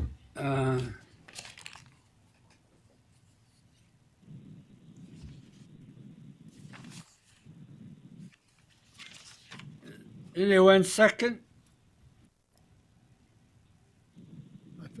I second it. Okay. So with that, straighten out the time, or the date and time. All those in favor say aye. Aye. Aye. Okay. Aye also. Opposed, nay. There's none. Motion carries. 3 in favor, 0 opposed. Next. Item 25, consideration and approval of San Juan County Mobile Vaccine Clinic capacity contract between the Utah Department of Health and San Juan County to purchase a new fully contained mobile vaccine clinic vehicle. We have Mike Moulton presenting this item. Good afternoon, Commissioners. Can you hear me okay? We got you. So, yeah, this contract is an agreement by the Utah Department of Health to pay up to $176,500 toward a mobile vaccine unit. And the contract responsibilities is to purchase a fully contained RV model mobile vaccine clinic and to have it have that purchased and received by the end of the year. So I'm seeking approval for this contract and also approval to proceed with the purchase. Motion to approve. Motion is made Second. by Mr. Adams, second by Mr. Maryboy. Any questions? There being none, all those in favor say aye. Aye. Aye. Also. Opposed, nay. Motion carries, 3 in favor, 0 opposed. Next, 26. Consideration and approval of an outreach education agreement between the University of Utah on behalf of the Utah Poison Control Center and San Juan Public Health Department. Mike again. This is a contract that we've been doing for the past several years, which is to promote and enhance the poison prevention education in the county. And the University of Utah agrees to pay up to $2,500 based on the deliverables that we perform in their scope of work. Motion to approve. Second. Motion by Mr. Adams, second by Mr. Maryboy. Question? There being none, all those in favor say aye. Aye. Aye. Okay, aye also. Opposed by nay? There being none, all those, the motion passed. 3 in favor, 0 opposed. 27. Thank you, Commissioner. Consideration and approval of opioid legal representation agreement with Phipps Deacon Purnell, PLLC, and Lance Andrew, PC. This is our attorney, Kendall Walls. So, commissioners, you've approved this agreement, I think twice. The problem, but not this particular one. What has happened is every time a new firm comes in to as substitute counsel for one of the attorneys that originally started representing us in this matter, we have to update the agreement. And so this is an update to the agreement. What this is this is the opiate litigation. I'm sure you've heard about it nationwide. There's a lot of different levels of it. There's a lot of different cases going on. And the agreement that we have had with the original firm, and then they've brought on the second name on there, which is why we have the agreement here today, to revise and re-sign. What it is they are handling the entire opioid pandemic, or opioid epidemic, not a pandemic, an epidemic, for San Juan County. They're handling the lawsuit with all of the pharmaceutical companies and everything else on our behalf, as well as a lot of other counties from across the country, but also in Utah. And the only thing that it costs San Juan County, just as a reminder, it's a contingency fee schedule. So if whatever they collect from the pharmaceutical companies, they keep 35% of it, and we keep 65% of any settlements or any judgments against the pharmaceutical companies. If we don't prevail or if we don't get anything, then we don't pay anything. And so this has been a good agreement for San Juan County from the beginning. The only reason it's in front of you today is because they've added another law firm. What happened is the main law firm that's listed on there is from Texas, and the firm that they were working with in Utah dissolved. And so they had to bring that second name there on the agreement, on the agenda. They had to bring on a new Utah attorney in order to be able to participate in the court system in the state of Utah. And so that's all this is just updating that. No other changes to it other than that. If there's any question, I'd be happy to answer them. Motion to approve. Motion by Mr. Adams.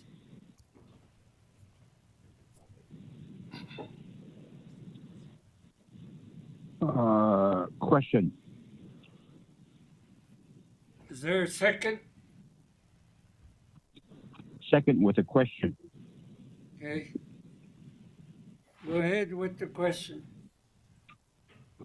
How many other attorneys are we working with, and how much are we spending on these contracts?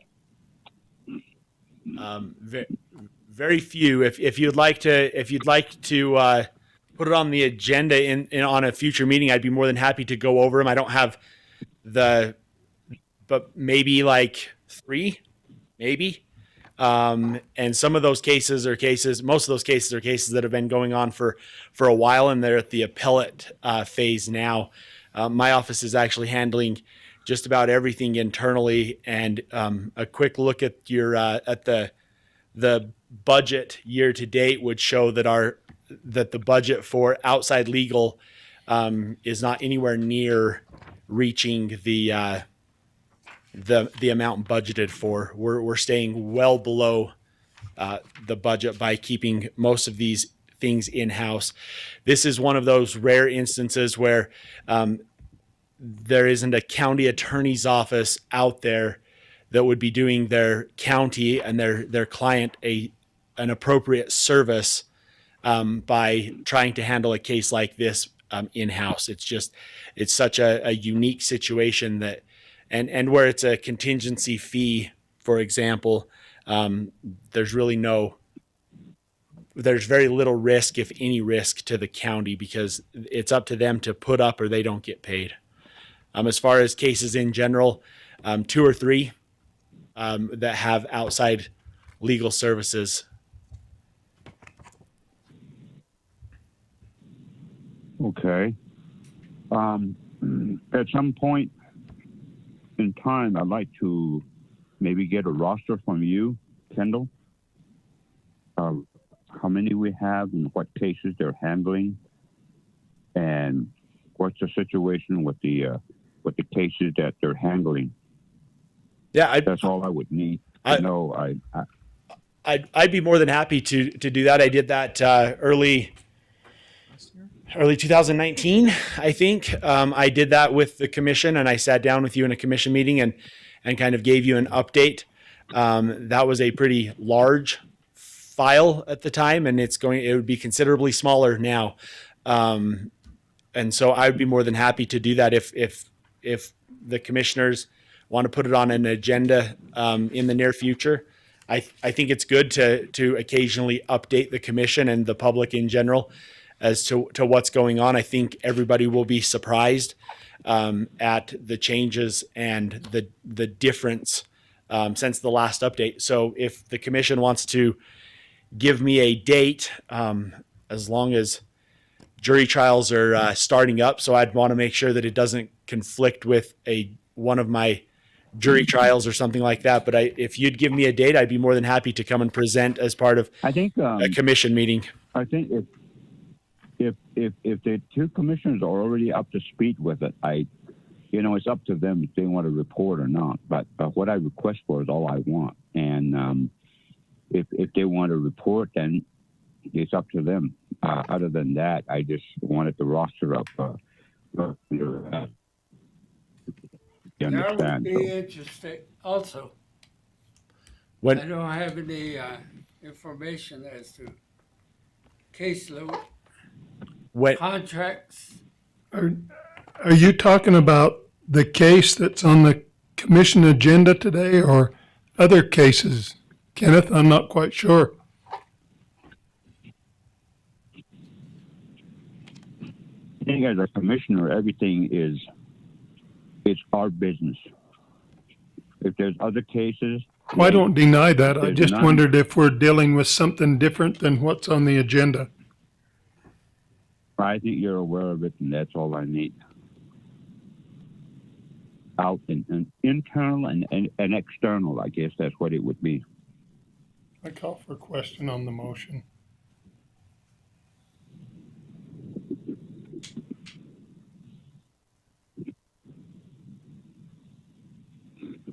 Motion. We made a motion. We had a second. Now we're off talking about other things. I like to vote on the request that Mr. Laws described.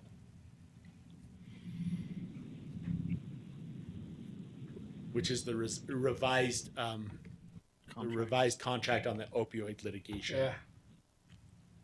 Okay. Well, to get back on track, we have a request for amended contracts. service provider. So I believe case and number of contracts that Mr. Law is handling would be a separate issue at this time. So if you're the only one that's interested, as you stated, I believe my recommendation is to directly consult with him individually and get your numbers. So with that, what's the call for the question on the motion? Aye. Aye. Aye. Okay. Opposed, my nay? Motion carries, 3 in favor, 0 opposed. Thank you. Thank you, commissioners. And if the commission would like to put it on a work meeting, I could cover it in probably 20 minutes or less, probably 15 minutes. It's pretty short, but I think it would be helpful and a good thing to just keep the community as well as the commissioners up to date. So if you would like to have that, I'll work with Mac on getting that on the schedule. Okay. Okay, our last item, number 28, a resolution declaring San Juan County emergency due to extreme low water levels in Lake Powell. This one here is in participation with surrounding counties that touch Lake Powell. All of us are super concerned about the lowering lake levels to a point that if they continue to get lower, it puts the power plant, the turbine generation in jeopardy. There's a certain level that they cannot fall below, or those cannot spin. And so with this, we would like to declare that San Juan County emergency due to that low water, and ask for any assistance that's out there to help. I don't know, Commissioner. Mr. Adams? What this declaration does is it, by declaring a state of emergency by the counties, it asks for relief that's available through the state and federal resources. I think what may happen is upstream from Lake Powell, they might have to release some of the water in other dams. Even upstream from the San Juan River, they might have to release a little more water from those reservoirs upstream in order to keep the turbines running in Glen Canyon Dam. So I make a motion that we approve this resolution, an emergency due to extreme low water level in Lake Powell. Okay. The motion made by Mr. Adams to approve the emergency resolution on the water level within Lake Powell. Is there a second to the motion?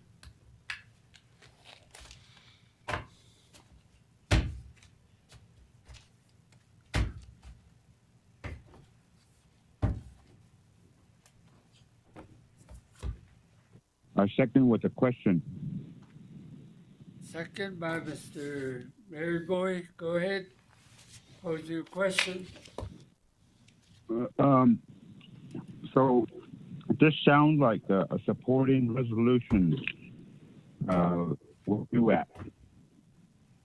Is that what this is? No.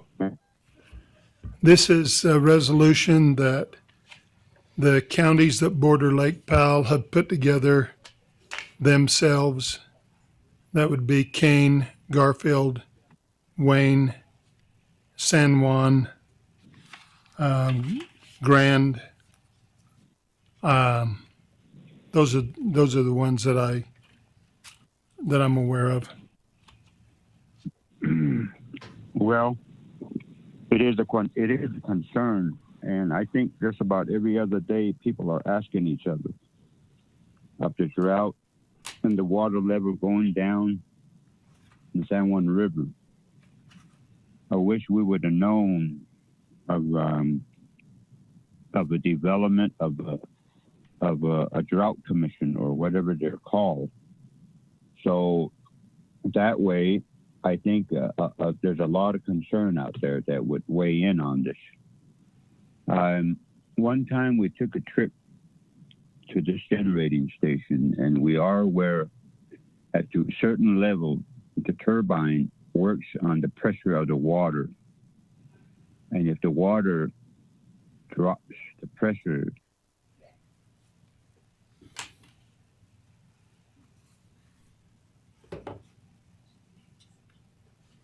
Oh, we might have lost him. Yep. We lost him.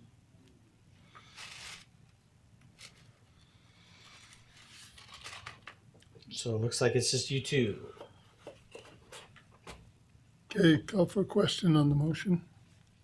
All those in favor say aye. Aye. Opposed, nay. 2 in favor, 0 opposed. Motion carries.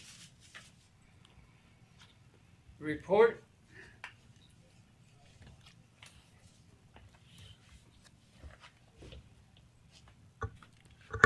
I guess I'll start. I've got Okay, Mr. Adams. I got various meetings going on the rest of the week, and next week is USAC in Midway. I'll be traveling up to attend the UAC board meeting on Tuesday. Then USAC is Wednesday, Thursday, and Friday. I'm making one presentation at this meeting about CIB funds, and that's my report.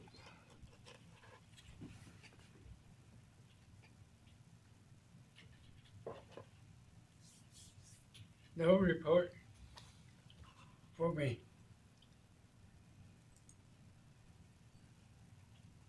If you give it a second, Commissioner Maryboy is back.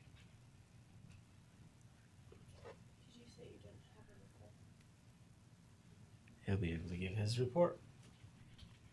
Commissioner Maryboy, are you there? I'm back right now. Yes, I'm back. Second the motion. Perfect. We're at commission reports. Do you have a report? Very little, sir. Thank you very much, and welcome to our commission meeting, the viewing audience, and those are listening in the on the meeting. We have several concerns. Of course, the other one we talked about is the police issue, and after the rain, a lot of some of the roads have been damaged, and I think I've been constantly on top of calling MAC on certain areas of what we need to do and how we need to do the roads. And the other one is that the chapters are still meeting virtually. The CDC and the Navajo Nation Health Department is not allowing people to be in the chapter unless if there's only 15 or on down. So that way people can be sitting separate. And I think there's a move on the chapters of asking the outside people to ask either the governor or the Senate to have the community start wearing masks.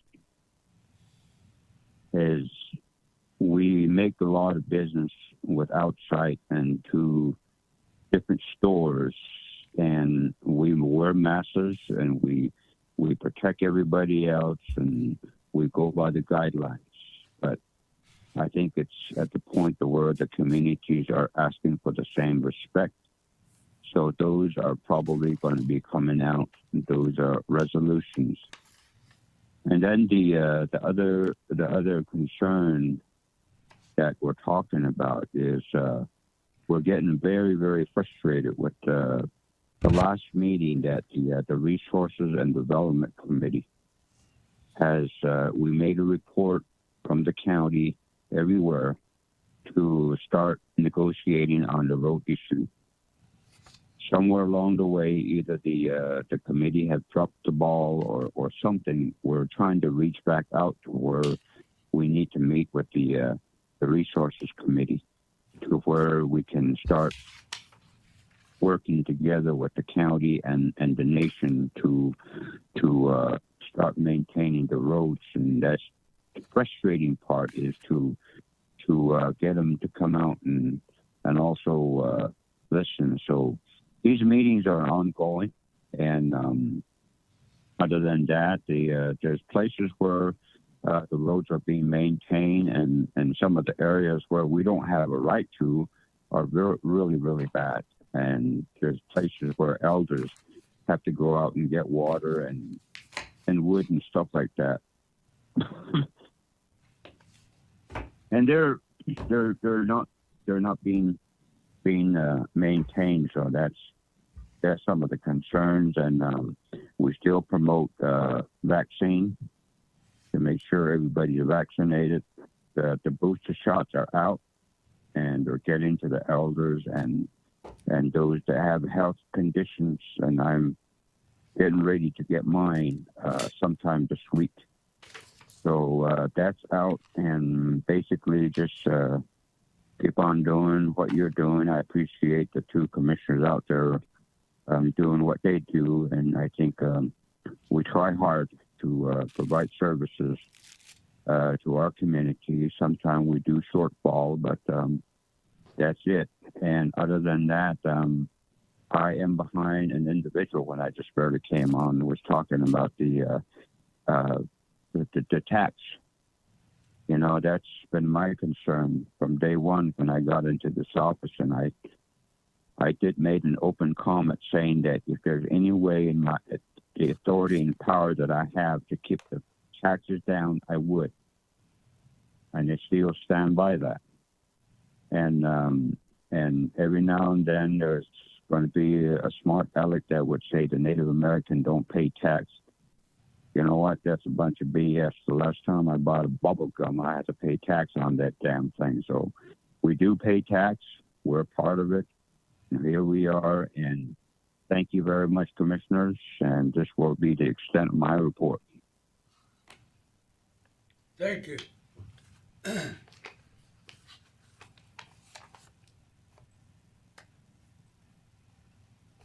One more motion.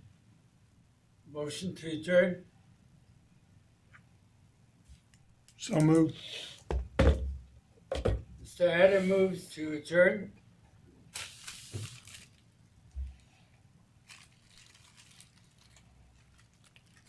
It's irrevocable. You can declare. Second. adjourned. Yeah. Second by Mr. Maryboy. All those in favor say aye. Aye. Opposed, nay. All right. Motion carries. 3 in favor, 0 opposed. You going to USAC? Yeah. Oh, yeah.